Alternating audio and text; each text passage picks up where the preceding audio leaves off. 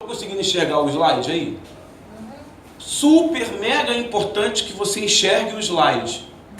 Tá bom? Podemos? Então nós vamos falar sobre o judaísmo. Hoje é a quinta aula, então depois dessa faltam só mais 4 da história das religiões. E tem sido para mim um desafio, porque apesar de eu ter me tornado professor na área de história, quando você elenca, traz para dentro da Bíblia e você faz uma analogia, né, entre a verdade bíblica e a verdade histórica, é muito difícil. Porque você tem que encontrar fonte, tem que encontrar embasamento para isso. Tá certo? Então eu estou há mais ou menos 2 semanas estudando sobre os judeus. E aí foi bom para mim, porque comecei a aprender coisas dentro e fora da Bíblia. Porque o judeu, a história do judaísmo, ela é bíblica, ela é tradicional, ela é cultural, certo?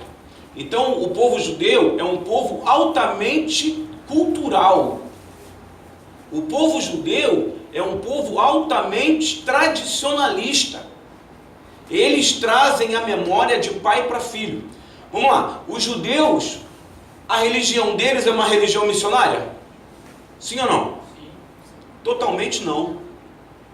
Eles não pregam para ninguém, a não ser para eles mesmos. Você vê alguém do judeu dando boleto na rua? Algum programa de televisão? Rádio?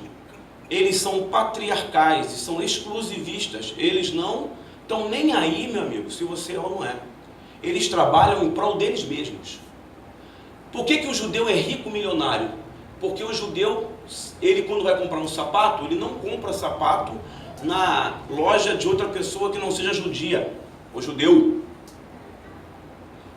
quando ele vai comprar um óculos, ele compra numa clínica judaica.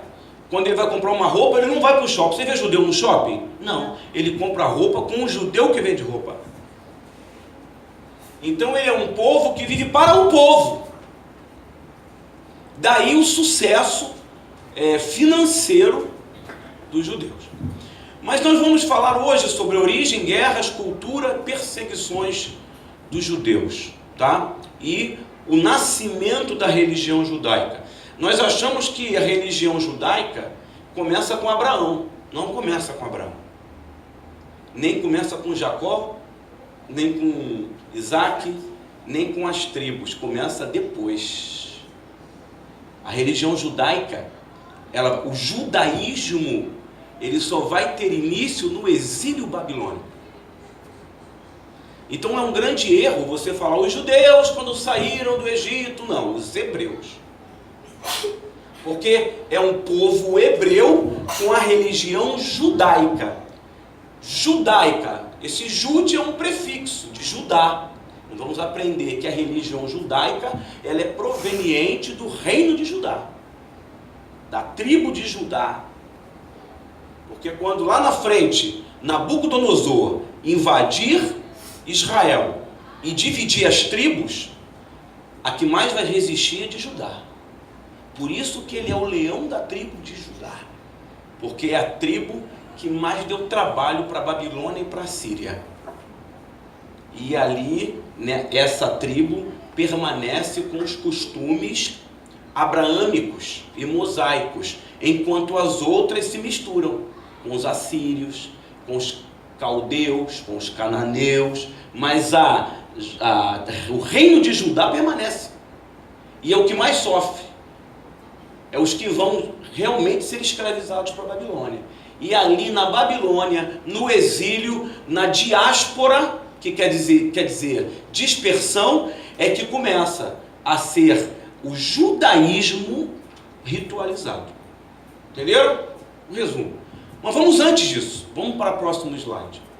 Pré-judaísmo. Então eu falei para vocês que antes do exílio não havia religião judaica.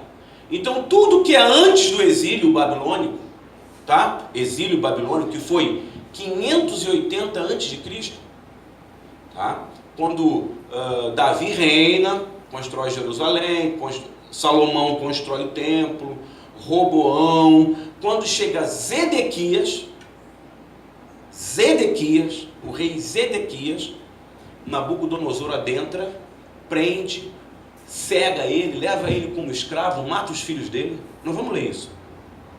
A partir daí o povo se une mais, principalmente os da tribo de Judá se unem mais e começam a vivenciar toda a simbologia que haviam aprendido antes, tá? Dos símbolos, tá? Da circuncisão. O povo estava muito misturado, o povo estava muito mesclado, estava muito sincretizado. O que é sincretizar? Já ensinei para você. Misturar. O povo judeu, o povo hebreu, desculpe, eles trouxeram do Egito aquele ranço idolátrico.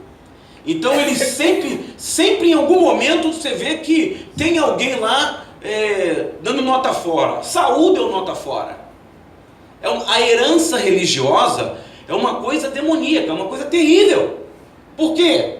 Porque a pessoa, em algum momento da vida, ela tende a desviar, ela tende a sair.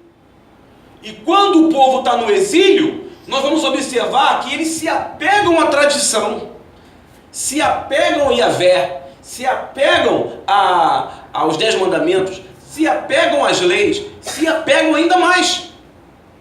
Entendeu? E é dali que Jesus surge. Ele é o leão da tribo de Judá, apesar de ter sangue da tribo de Levi. Mas ele é o leão da tribo de Judá por resistência. Foi a tribo que resistiu bravamente. Tá? Então tudo que é antes disso é pré-judaísmo. Segue. Vamos na Bíblia. Tudo começa quando Deus decide criar um novo povo na terra. Por quê? Se você observar em casa, ou quem estiver assistindo, ou quiser pesquisar, quiser aprofundar, nós vamos ler a partir do Gênesis 12, quando Deus fala com Abrão, tá? Antes do capítulo 12, no capítulo 11, fala sobre a Torre de Babel. E ali Deus vê a confusão que estava a terra. Porque Deus cria Adão e Eva. Adão e Eva aprontam, né? Saem do jardim. Aí a terra entra numa violência. O homem se multiplica e a terra entra numa violência. Deus desiste de ter criado o homem, se arrepende, vai lá e acaba com o homem. Manda o dilúvio. Mas tinha um homem justo, Deus não pode voltar atrás na palavra dele. E aí mantém vivo Noé e seus filhos.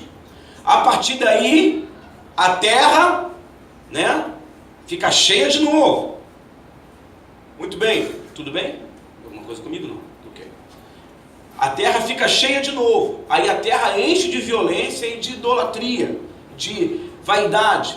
Aí a Bíblia fala no capítulo 11 de Gênesis que os homens se reúnem para fazer uma torre que alcance os céus. Então está lá o homem arrumando problema com Deus de novo. E Deus observa que a solução não é mais destruir o homem.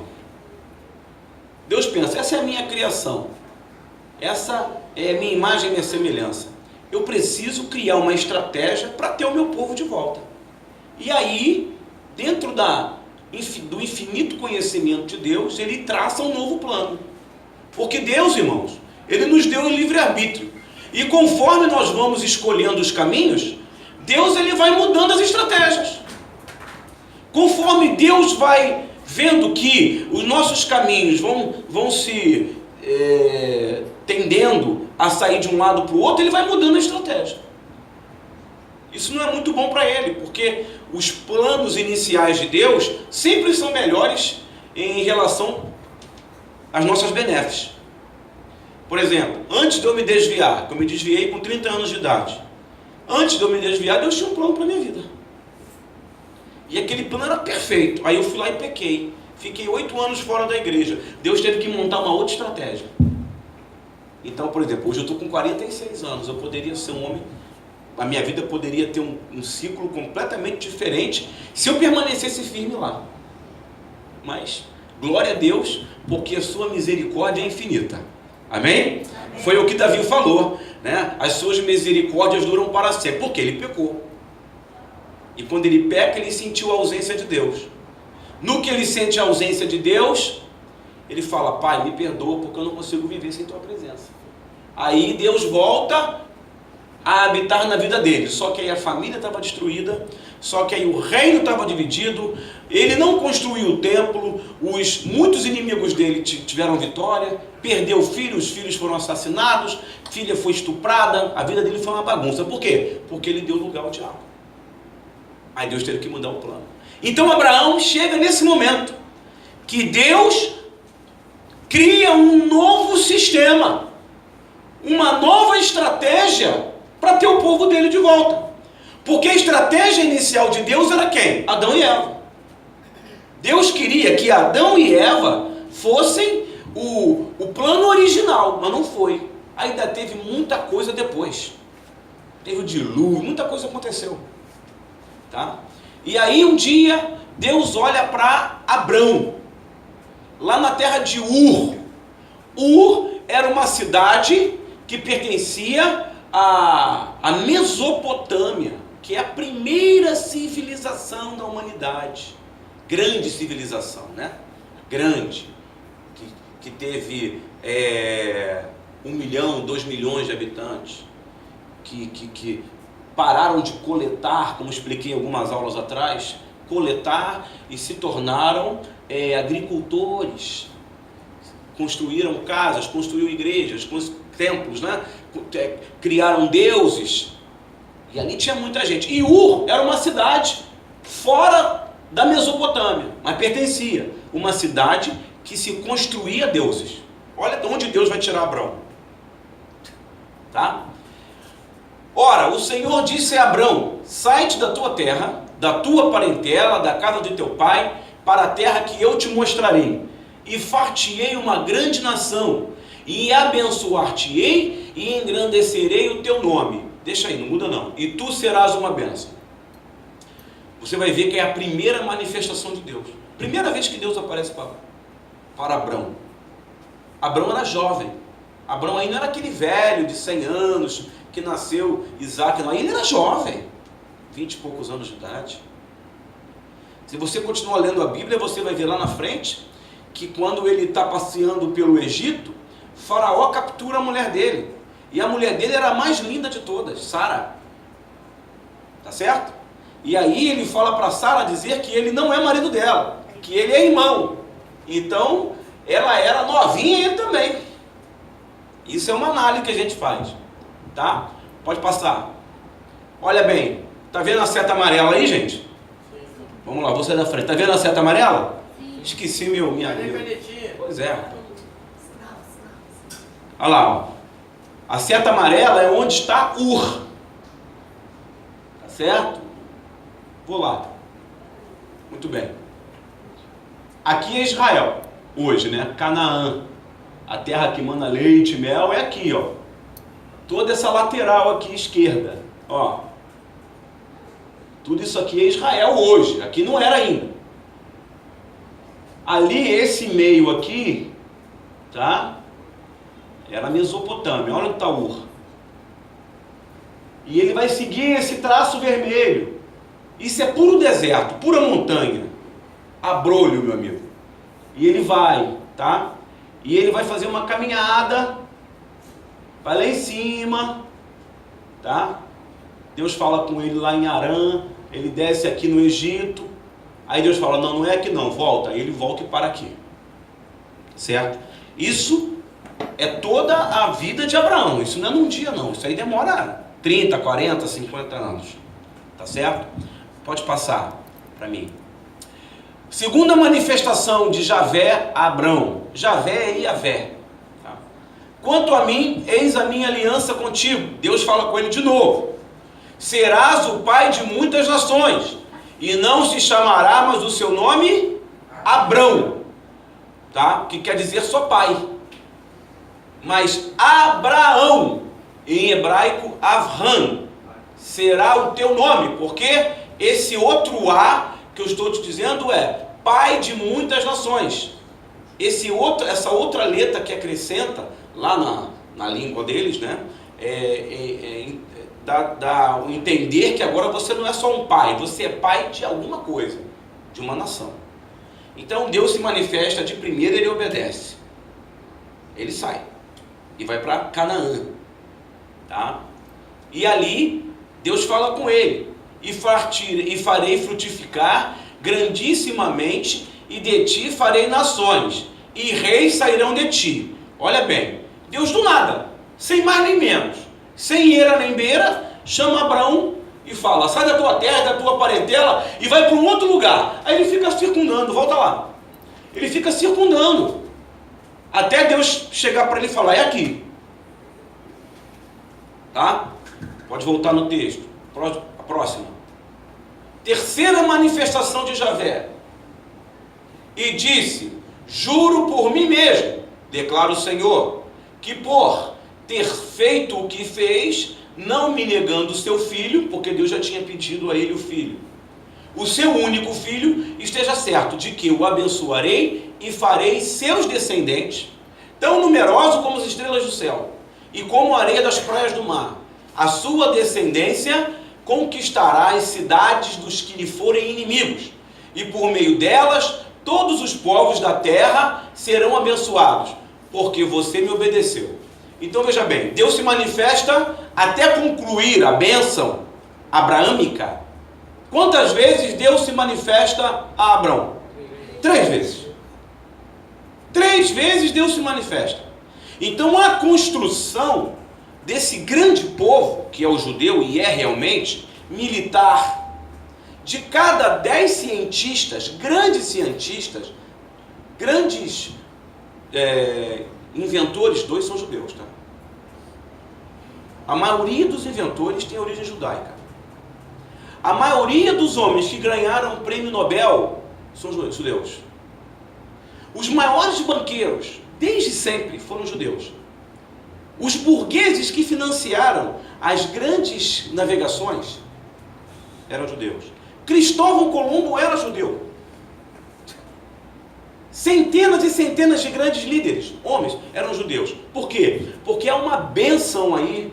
Deus fala: juro por mim mesmo. Não é por vocês, é por mim. Eu quero jurar, eu quero dizer, essa descendência será abençoada. E por contrapartida, você vê que Satanás vem perseguindo eles. Os judeus não foram perseguidos, quem conhece um pouco de história não vai saber. Mas os judeus não foram perseguidos apenas na Segunda Guerra Mundial. Os judeus sempre foram perseguidos na Idade Média e na Idade Moderna. A Idade Média vai até 1400 e pouco. E a Idade Moderna de 1500 até 1900, até 1700 e pouco. Tá? E depois a Idade Contemporânea, que nós vivemos. Agora estão dizendo que está havendo uma transformação para a era da tecnologia, né? Da contemporaneidade para a tecnologia. Talvez já estejamos vivendo essa transição. Mas eles eram perseguidos e eram chamados de cristãos novos. E eram queimados na fogueira. A maioria das chamadas bruxas que eram queimadas na fogueira era uma desculpa para se queimar mulheres judias e homens judeus. A Inquisição espanhola, só a espanhola, provavelmente incinerou 100 mil pessoas. 100 mil, é um bom número, né? Em toda a sua história. Então, Deus jura por Ele mesmo: eu quero fazer dessa nação uma nação espetacular. Mas dependia de uma coisa, do pai dessa nação. Deus escolhe Abrão do nada, como Ele escolhe Jó. Se você observar no livro de Jó, se eu não estou enganado, que eu estou falando aqui de cabeça, veio agora à minha mente, é Deus que mostra Jó para o diabo.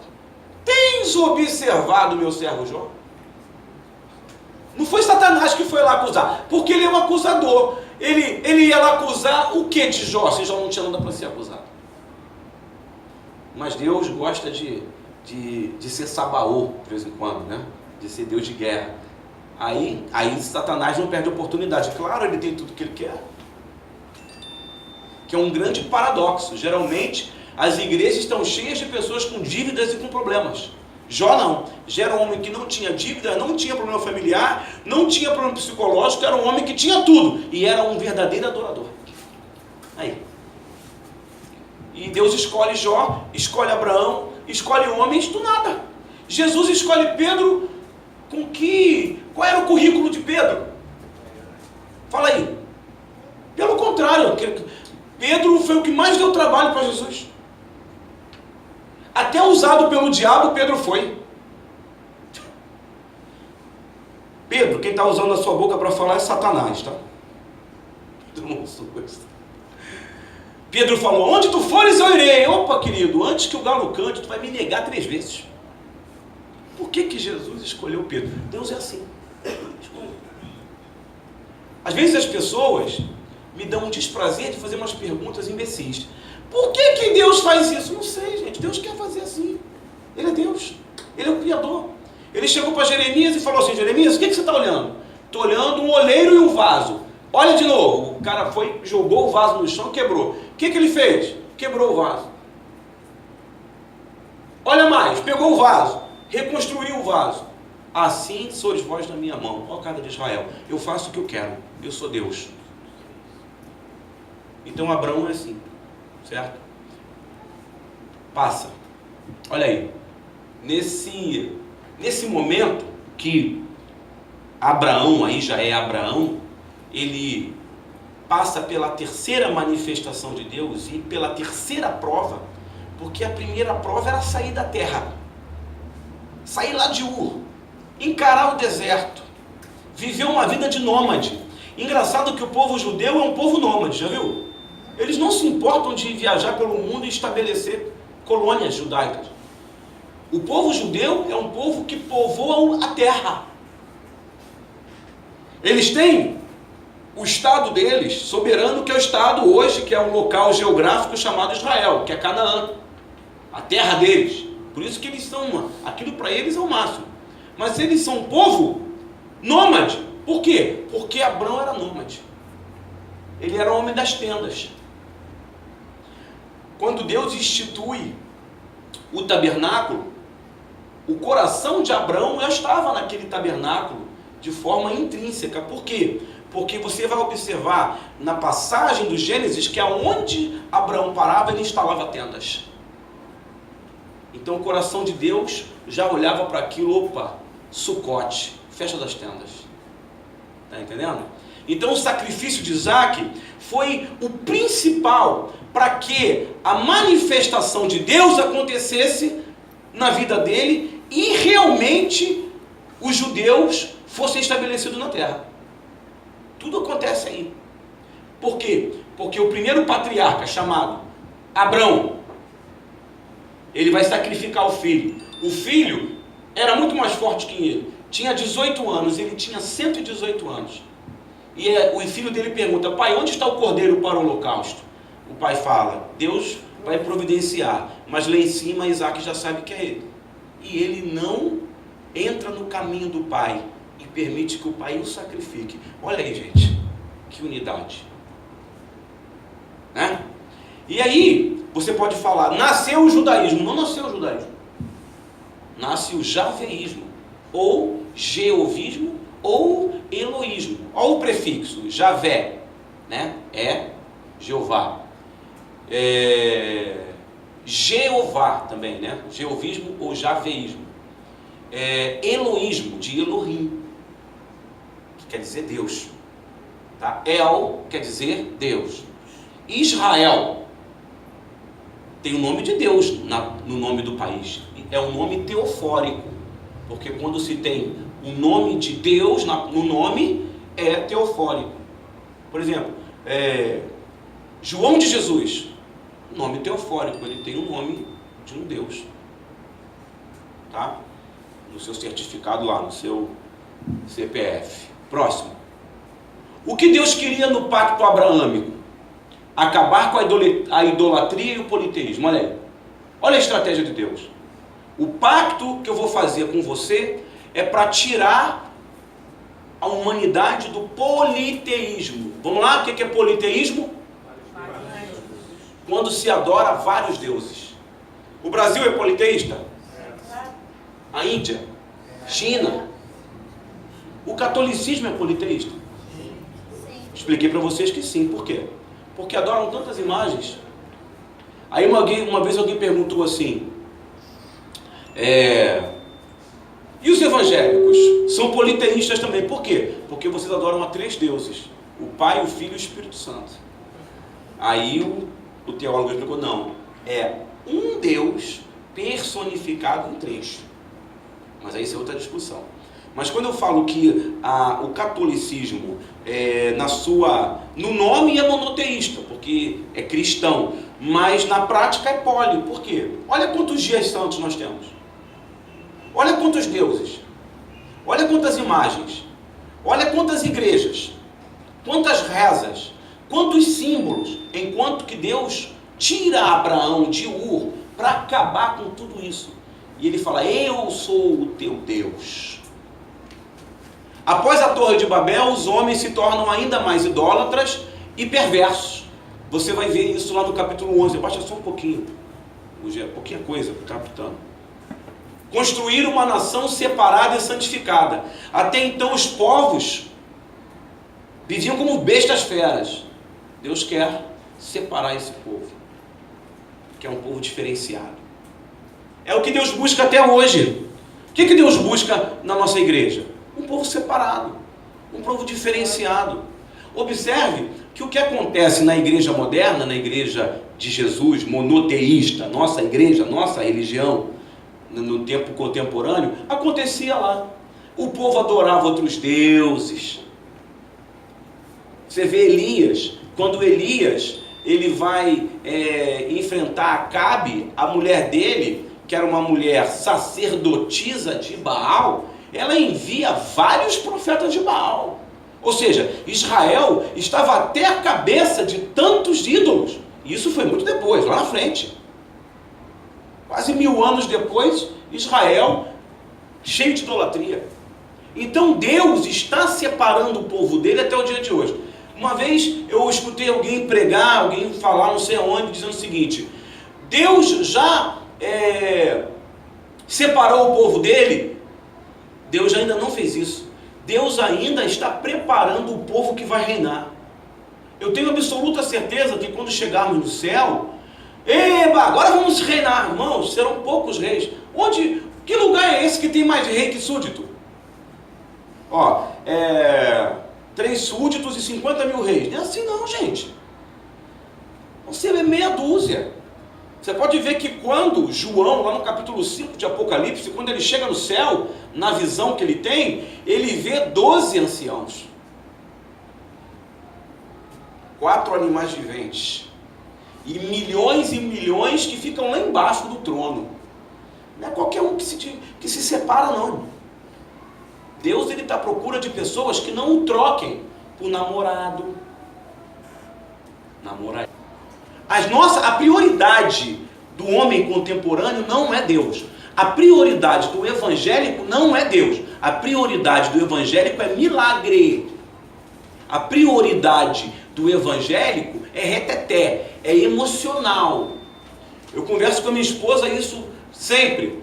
Observe os hinos que são cantados na música gospel brasileira. Lindo, lindo, lindo. Teve um dia, uma época dessa aí, estava um camarada cantando aqui: maravilhoso, maravilhoso, lindo, lindo, lindo, lindo, lindo, lindo, lindo, lindo. Gente, peraí, quem aguenta isso? Isso é mantra. Quem faz isso é budista, é yoga. Agora pega os negros americanos que viveram exilados. Pega os negros americanos que viveram nas fazendas de algodão a 5, 10 graus abaixo de zero, e ali surge o gospel. Vai ver os caras cantando. O que você me diz? A essência do louvor. Aí arrasa, né? Mas nós não. Nós queremos uma repetição para isso criar um emocional, tá? Aquele louvor emocional, aquele mantra, aquela reza em forma de música, para envolver a pessoa entrar num êxtase físico, mental, cognitivo, e nada tem a ver com Deus. Irmãos, se entrar no trono de Deus, você tem que se purificar. O cara chega na igreja todo fedendo a bosta e quer entrar no Santo dos Santos. Não é assim não, meu querido. O negócio é sério. Por isso que o judeu não se mistura. Ele não mancha a tradição dele. Ele não lança pérola aos porcos. Você vai numa sinagoga judaica, meu amigo, só tem médico, cientista, só tem escritor que vende milhões, só tem cara assim, altamente intelectualizados e judeus, servidores de Yahvé. Comem o ovo lá, participam das cerimônias, participam das festas, jejuam, guardam o Shabat, o Yom Kippur, participam do mitzvah, tá? Participam das festas, circundam-se. Aí o crente não é nada, aí faz uma faculdadezinha porcaria. Deus não existe. Deus não existe. Aprendi na faculdade que Deus não existe. Sentiu a diferença? O judeu estuda, se torna um cientista para fortalecer o judaísmo.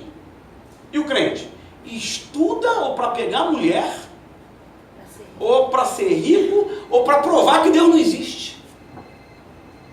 Olha o diferencial. Então o judaísmo é uma religião de pessoas que guardam a raiz já vista, tá? Traz uma herança divina. A ideia dele é trazer uma herança. É você, Maria? Seu namorado? Dispensa ele, eu acabei de falar, hein? Traz uma herança divina. A Maria tem quantos anos? 92? Aí, tá que tá, hein? Então se eu vou liberar para ela esse namorado, porque já passou da hora dela casar. Traz uma herança divina a um povo escolhido. Restaura a aliança construída no Éden. Olha aí. O que Deus nunca esqueceu, como ele lidava com Adão no Éden. A Bíblia fala que Deus descia no jardim do Éden todas as tardes para estar com a sua criação. Deus não esqueceu isso. Amém? E aí ele quer um povo. E aí ele fazia isso. Começa com quem? Quem via Deus face a face e conversava com Deus como qualquer homem conversava. Isso bate no coração de Deus. Quando eu via minha mãe aqui, né, eu trazia minha mãe, trouxe a minha mãe algumas vezes para orar aqui de manhã, ela vinha naquela ansiedade para vir orar, 7 horas da manhã. O nosso era ainda mais cedo, era 6 horas. Meu irmão, aí o coração de Deus se alegra, porque renasce no coração deles aquele contato que ele tinha com Adão. Isso é muito bacana. Por isso que a oração é importante. Você conversa com Deus, a revelação aí. Quando você ora, você restaura aquela aliança da interpessoalidade com Deus. Diálogo. Eu passei aqui, eu dou testemunho de bênção aqui. Eu passei terça-feira aqui, estava a Salete orando sozinha ali em cima, sentada, orando. Aí a princípio eu fiquei triste, eu falei, poxa, não tem ninguém orando aqui. Mas quando passou 5 segundos, Deus falou comigo, não fique triste não, eu estou ali com ela. Feliz é ela. Se os outros não querem, ela quer. Então eu aqui com ela aqui, eu e ela aqui. Porque se não fosse isso, né? Olha como Deus já abençoou a Salete. Amém? Preparar uma nação originária de Cristo. Deus tinha, além de preparar uma nação, Deus ainda tinha um outro plano posterior, que era o quê? Trazer o filho dele. Ou ele mesmo vir na figura de um homem, mas ele tinha que nascer de uma nação. A Bíblia fala que ele é tronco de Jessé. Tronco de Jessé. Jessé foi o pai de um rei judeu, hebreu, melhor dizendo, tá? Uma nação que adorasse e o conhecesse, mostrar ao mundo que ele é o verdadeiro Deus, tá? E aí, não vai ser Abraão, não vai ser Isaac, nem vai ser Jacó, vão ser os bisnetos deles, que vão separar as tribos, e desses netos, nem os netos, nem os bisnetos serão o que vai levar o nome de Israel. Quem vai levar o nome de Israel? Hã? Jacó morre. Jacó não adentra em Canaã, não. Hã? A tribo de Efraim, que era filho de José. Porque quando Efraim era o mais novo, estava do lado de Manassés, José não entra nas tribos, porque ele se torna cidadão egípcio. Então ele perde aquela configuração hebraica. E aí Jacó fala, para eu não perder a sua linhagem, José, os seus filhos serão meus filhos. E aí ele faz assim, ó, troca de mão e bota a mão direita no mais novo e a mão esquerda no mais velho. E aí José fala, pai, você está invertendo. Você está abençoando com a mão direita o mais novo, Efraim. Ele falou, é esse que será pai de uma grande nação. Aí, lá na frente, a tribo de Efraim se torna ligada à tribo de Judá. E a tribo mais resistente. E depois o Estado de Israel, que se torna essas duas tribos, Judá e Efraim. Isso é forte, isso é estudo para mais de método. Tem que cair dentro desse estudo aí. Passa. Os primeiros patriarcas hebreus.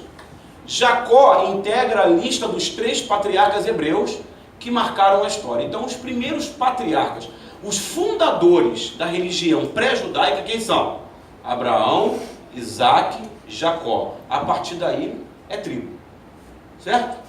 Os patriarcas. Porque as tribos, elas só vão ser compiladas depois de Jacó. Ele é o pai das tribos. Tá certo? Dá para entender aí? E ali mostra a característica de cada um. Olha aí. Tá? Abraão, tá? Isaac e Jacó. Ali essa imagem do meio eu não sei o que ela quer dizer não. A primeira imagem, o filho dele, né, Isaac, ia ser sacrificado. Aquela passagem ali de Isaac, não sei se é a passagem do poço. Será que é a passagem do poço que ele vê a Rebeca carregando água? Sei. E Jacó, quando ele está dormindo no val de Jaboque e o anjo encontra com ele. Tá? São os grandes momentos da vida dos 3 grandes patriarcas. Próximo. Estão entendendo, gente? Amém. Aulinha boa, hein? Isso aí, guarda ela. Depois vai estar tudo na internet. Então vamos lá. Sara e Abraão geraram a quem? O primeiro patriarca Abraão. Então, gera quem? Fala alto, gente. Isaac. Isaac e Rebeca gera quem? Jacó e Esaú. Olha que engraçado. Esaú era para ser o camarada que ia seguir, mas ele vende a primogenitura. Jacó, ele assume a primogenitura. Aí Jacó tem 4 esposas: Lia, Raquel, Bila e Zilpa. Tá? E aí ele vai ter uma ninhada de filhos. Próximo. As 12 tribos. Eu não consegui aumentar essa imagem, mas vamos lá. Abraão, que é o pai das nações. Jacó, que se torna Israel. Tem Ismael também aí no meio. Está vendo em vermelhinho lá em cima? Porque Abraão peca e tem um filho com uma egípcia. Olha aí, Agar. E aí nasce Ismael. Quem é Ismael hoje? São os islâmicos, os árabes, inimigos mortais. Por quê? Porque eles também são filhos de Abraão. E são monoteístas também. Adoram o mesmo Yahvé. E aí? E agora? E agora, José? E eles querem o mesmo terreno. Olha a confusão. Por isso que não vale a pena pecar. Quando você peca, você muda toda a estrutura do plano de Deus. Aí depois, Deus dá um jeito de separar Ismael de Abraão, nasce Isaac. Isaac gera Jacó e Israel. Ali, ó. Tá? Tinha Esaú no meio, também está fora. Aí vem Rúben, Simeão, por ordem de nascimento. Rúben, Simeão, Levi, Judá, ó. Dan, Naftali, Gade, Aser, Issacar, Zebulon, José e Benjamim. Observa ali que José, o penúltimo, ele perde a herança e passa para os dois irmãos. Desculpe, para os dois filhos. O de cima, que está em vermelho, é Manassés, e o de baixo é Efraim. Efraim se torna uma das tribos que vai se coligar a Judá e vai se tornar a grande tribo. Tá? Então Efraim substitui José. Lá em cima, vamos lá, voltar lá em cima. Rúben, Simeão e Levi. Os três pecam. Rúben dorme com a mulher do pai. Tá? Os outros dois eu não me lembro agora, não estudei sobre isso. Eles vão perdendo a primogenitura até chegar em Judá. Eles matam toda a cidade. Estuprou, sim, verdade, isso aí. Perfeito. Viu isso na novela, né? Porque na novela não, apareceu. Eu li, tá? É porque na novela acho que apareceu essa cena. Verdade. E aí eles perdem a primogenitura e aí Judá se torna a principal tribo. Por isso que Jesus, apesar de sanguíneo, ele ser da tribo de Levi, ele é o leão da tribo de Judá, por direito de primogenitura. Eles têm entenderam ou não, gente? Não entendeu? Essa era da tribo de Levi. Jesus, Maria é da tribo de Levi. E José, acho que é da tribo de Judá. Muito bem. Seu anjo prevalece a tribo do pai. Sim, ele é o leão da tribo de Judá numa questão política, patriarcal. Mas sanguíneo, contato sanguíneo ele teve com Maria, não teve com José. Já expliquei isso aqui em outras aulas, vocês faltaram as aulas. O contato sanguíneo, o sanguíneo é levita. Jesus era levita. E não poderia ser diferente. Adoradora maior do que Jesus. Quem é que podia entrar no Santo dos Santos sem ser sacerdote? Hein? Jesus falou, eis que rasga o véu. Pode todo mundo entrar. Tremendo, né? Meu irmão, a Bíblia, ela não falha. A Bíblia, ela é ciência exata. Não tem essa. Você pode pesquisar, que a Bíblia ela vai bater certinho. Aí um dia um pesquisador falou assim, e esse negócio que o Sol parou? Aí foram estudar uns anos atrás aí, foram estudar a matemática solar, e aí descobriram que a Terra está atrasada em relação à contagem que deveria ser. Por quê? Porque lá atrás a Bíblia fala que Deus para o Sol, né? Só que eles achavam que o Sol que andava, não era o Sol, era a Terra. Então eu acredito. Entendeu? Ou eu sou crente ou não sou, gente. É ou não é? Próximo. Não. Ok. Vamos lá. Presta atenção. Essa aula vai ser dividida em duas, tá? Não tem nem condição de falar em uma. Nem cheguei na inauguração da religião judaica ainda. As 12 tribos se dividiam o território cananeu. Por quê? Porque primeiro Abraão recebe essa terra por herança. Mas o povo padece. E só vai habitar nessa terra depois de Moisés. Só depois de Moisés que eles vão adentrar nessa terra. Quando Moisés recebe as tábuas da lei, algumas pessoas passam a chamar a religião hebraica de mosaísmo, porque além de ter toda aquela tradição abraâmica da circuncisão, do dízimo, da adoração a Deus, Moisés institui leis. Por que Moisés recebe leis de Deus para dar para o povo? Fale para mim. O que vem à sua mente? Não, porque o povo morou 400 anos com os deuses egípcios. Falei sobre eles 2 aulas. Um povo culturalizado. O Brasil tem 500 anos. Nossa tradição é forte? A cultura é forte? Pensa, lá no Egito, 400 anos vivendo o sistema faraônico egípcio. Então, quando Moisés pega um povo, Moisés ficou, acho que envelheceu uns 300 anos com aquele povo, porque o povo era egípcio. O povo perdeu toda sabe, a tradição abraâmica, perderam. Satanás pintou e bordou, e Deus leva Moisés a tirar o povo dali. Tinha que tirar. E aquele momento no deserto, sempre no exílio que Deus vai trabalhar com o povo judeu. É sempre nas viagens, sempre fora da sua terra, sempre fora de órbita que Deus trabalha com o povo judeu. Que é um povo brabo, violento, ó, de dura serviço. E aí, ele institui as leis e o povo passa a entrar num sistema religioso mosaico, que vem de Moisés, porque ele, sabe, cria novas regras, o tabernáculo, né, a maneira de se sacrificar, tudo é dado para ele. Se você ler Números e Levítico, você vai aprender tudo que Deus passa para ele e que o povo basicamente faz até hoje. Ok?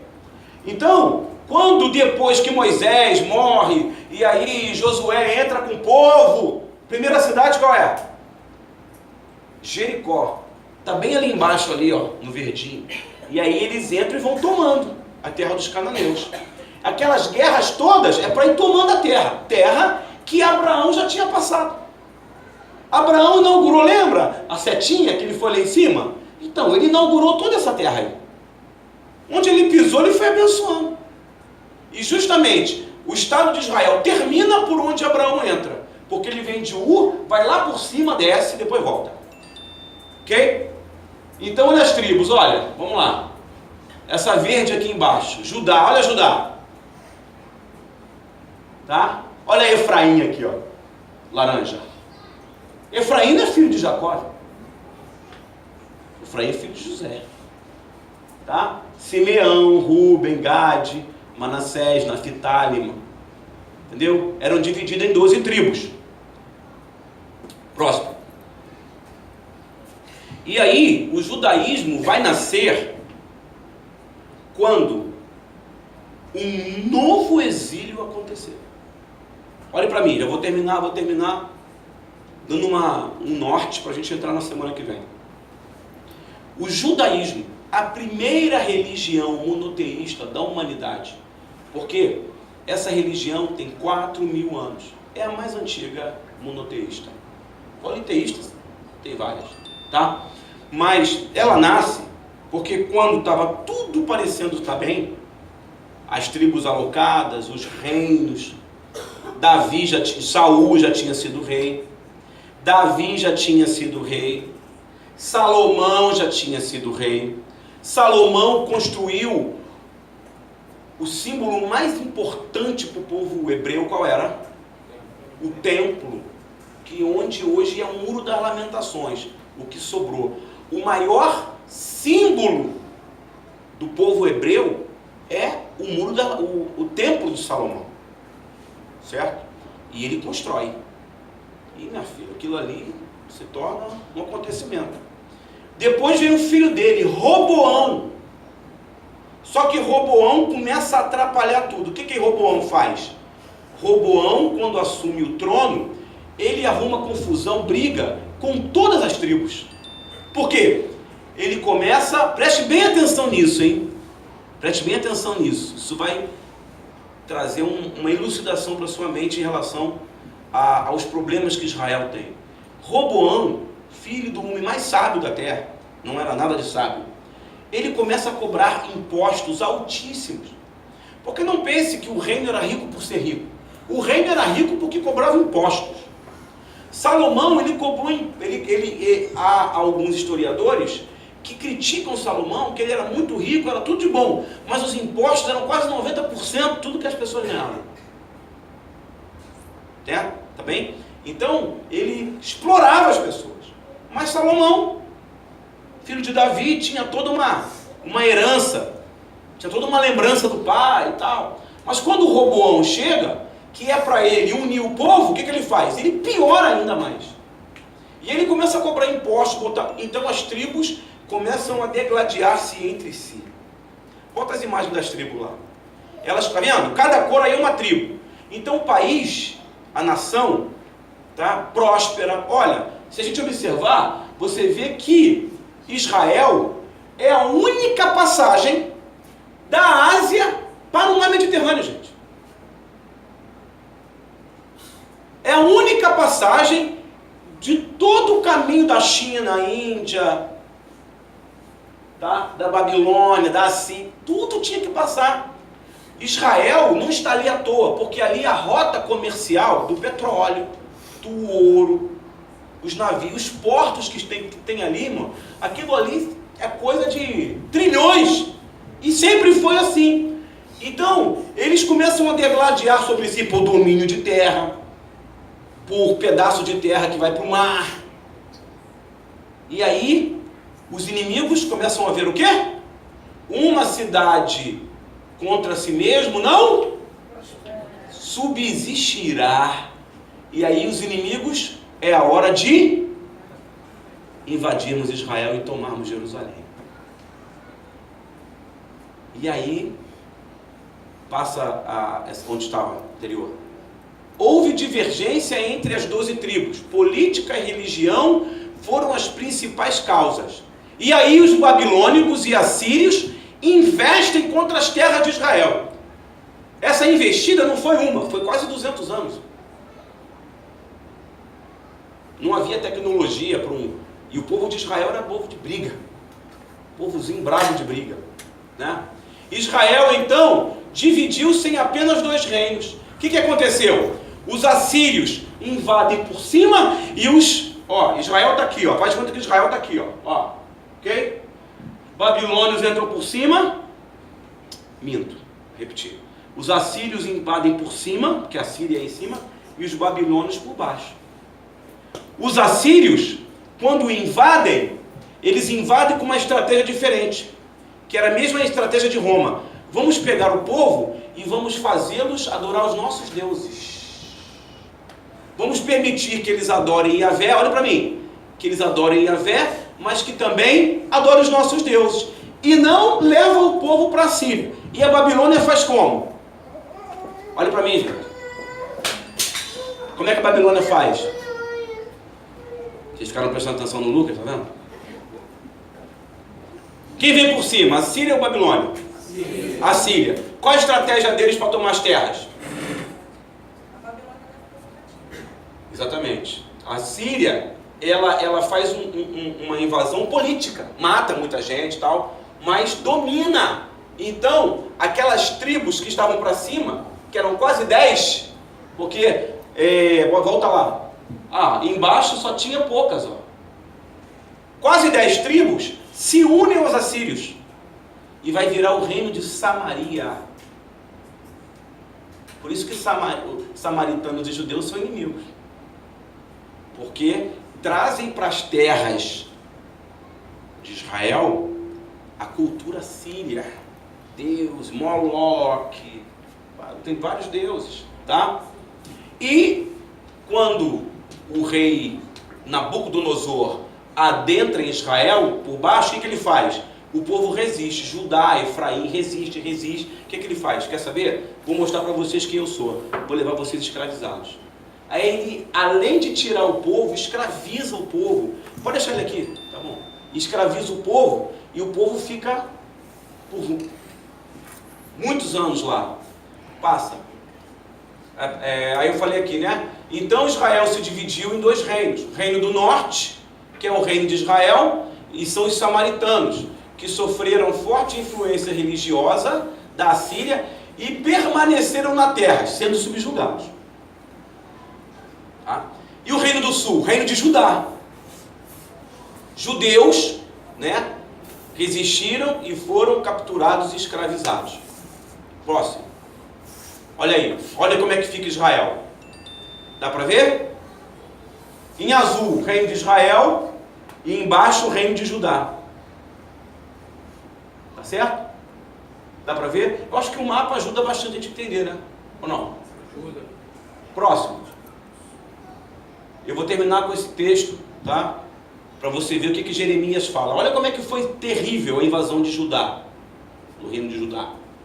No ano 9 de Zedequias, rei de Judá, olha aí. Eu não entendi, eu fui aprender agora estudando. Rei de Judá, mas por que rei? Porque com a confusão interna entre as tribos, eles se dividem.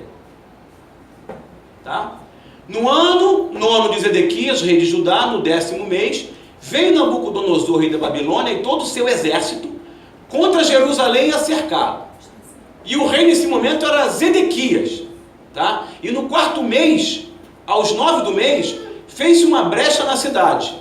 Entraram nela todos os príncipes do rei de Babilônia e pararam na porta no meio, a saber, aí está o nome dos reis, né? Nergal, Sarezer, Zangar-Nebo, Sarzerquim, Rabe-Saris, Nergal, e todos os outros príncipes do rei da Babilônia. Olha, foi um cerco. Um cerco. No ano, mas o exército dos caldeus, que é babilônico, os perseguiu e chegou até Zedequias, que era o rei, nas campinas de Jericó, justamente lá embaixo. E eles o prenderam. Olha o que Nabucodonosor faz com ele. E fizeram-no subir a Nabucodonosor, rei da Babilônia, a Ríbia, na terra de Amate, e o rei o sentenciou. E o rei da Babilônia matou em Ríbia, é uma cidade, os filhos de Zedequias, diante dos seus olhos. Pegou Zedequias, que era o rei de Judá, pegou os filhos dele e falou: agora vamos matar os seus filhos, você não vai ter mais herdeiro. Pá! Pega ele. Tá? E matou os filhos dele. Olha para mim. Também matou o rei da Babilônia, os nobres de Judá. Aí matou a herança de Zedequias, os filhos, os herdeiros, e matou todos os nobres. Próximo. E cegou os olhos de Zedequias e o atou com 2 cadeias de bronze para levá-lo a Babilônia. E os caldeus incendiaram a casa do rei e as casas do povo e derrubaram os muros de Jerusalém. É aí que nasce o judaísmo. O judaísmo nasce aí. Quer ver? Passa a próxima. Aí, ó, esse mapa é legal. Eu nem sabia que tinha esse mapa lá. A Síria vindo de cima, lá. E a Babilônia, lá. Tá? Dá para ver aí? Próximo. Olha lá. A Babilônia toma tudo, olha lá. Olha como é que fica. Israel todo pertencente à Babilônia e os assírios. Os assírios, eu fui pesquisar mais a fundo, mas não vem ao caso, eles conseguem um acordo com a Babilônia de dividir as terras do norte. Então tem influência babilônica no norte também. Próximo. Tá? No exílio, o reino de Judá irá trazer mais fortemente a tradição jeovista e mosaísta. O nome judaísmo vem do reino de Judá, estando no exílio e perseguição babilônicos. Surgem os escribas, que por oralidade mantinham a tradição israelita e reescreveram os pergaminhos destruídos por Nabucodonosor. As festas, cerimônias e um calendário judaico, vou terminar nesse slide, foram estabelecidos para manter a memória e tradição. Aí o judaísmo é legitimado a partir da multiculturalidade, cultura e busca incessante por Javé. O judaísmo ele vai começar com o povo no exílio, voltando às suas tradições. Olha que volta que Deus dá para eles começarem a adorar Deus de verdade. Entenderam, pessoal? Acharam difícil? Até hoje o Gustavo está aí hoje? Graças a Deus, né? Então tá bom. Vamos orar. Aí na semana que vem, eu vou falar dos símbolos judaicos e vou falar do holocausto judeu. Porque eles vão sofrer pode ficar em pé, vão sofrer vários exílios. Eles vão voltar para Israel. Depois quem expulsa eles de lá? Vai ter uma nova expulsão. Muito fácil. Hã? Não, os assírios são os persas. Roma. Romanos. Muito fácil. E aí eles nunca mais regressam. Sabe quando eles vão regressar? Na nossa época, 1958. 48. É depois da Segunda Guerra Mundial. Né? Graça Aranha, um brasileiro, tem uma participação nisso aí. Então eu vou falar sobre... Não vou falar especificamente sobre isso, eu vou falar sobre o holocausto deles. Sobre o exílio. E como eles se reúnem novamente. E se tornam um povo forte até hoje, dias de hoje. Beleza? Tudo porque Deus falou, eu juro por mim. Fica à vontade de pegar o judeu e às vezes enganar ele. Senhor, te agradeço por essa palavra.